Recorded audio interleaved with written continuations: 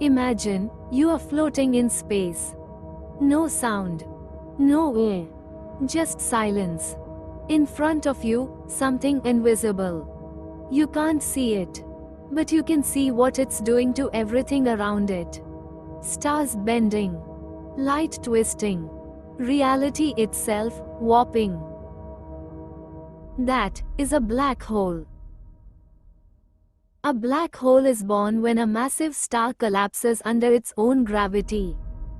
Its core compresses so much that nothing can stop it. Gravity wins. In 1915, Albert Einstein changed our understanding of gravity forever. He showed that gravity isn't a force pulling objects, it's the bending of space and time itself. His equation, called the Einstein field equation, describes how matter tells space-time how to curve, and curved space-time tells matter how to move. Just 1 year later, while serving on the front lines of World War I, a German physicist named Karl Schwarzschild found the first exact solution to Einstein's equations. That solution described something unbelievable, a region of space where gravity becomes so strong that not even light can escape. Today, we call that boundary the event horizon. We have already discussed about the Schwarzschild radius equation in one of our videos. So, today we are not going deep into that.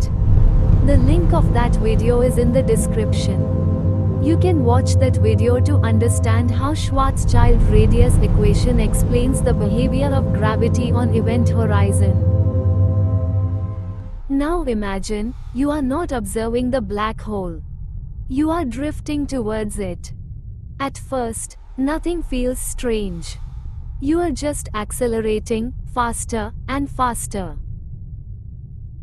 Now you are seeing something strange happening to the light around you. You can see that the stars behind the black hole are bending. That's because gravity here doesn't just pull objects. It is so strong here that it also bends the space and the space becomes curved. And you are falling into that curved space.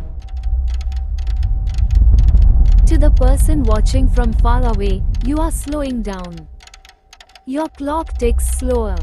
Your movements stretch out. As you approach the event horizon, you begin to freeze. From watching person's perspective, you never cross the event horizon. But from your perspective, you will cross it normally. You just passed the point of no return. There was no wall, no surface, no explosion. Just a boundary in space-time. And now, every possible future leads inwards. Now gravity is no longer equal across your body. Your feet feel a stronger pull than your head. You begin to stretch. Longer. Thinner. Like spaghetti. This is called spaghettification. If the black hole is small, you would already be torn apart. If it's supermassive, you might still be alive.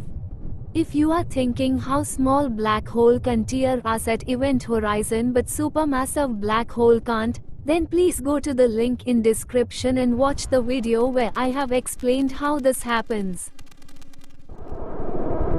Outside the black hole, moving towards the center was a choice.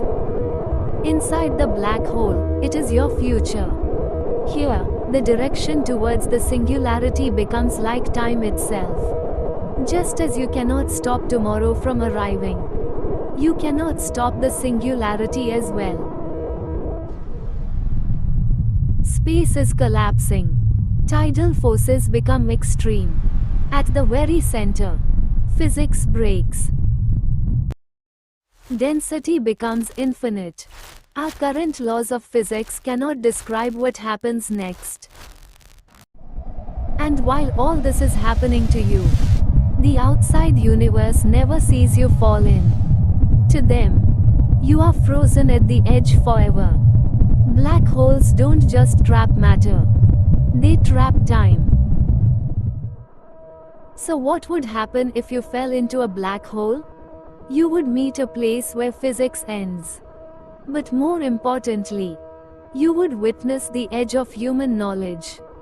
And the universe would keep watching. Silently.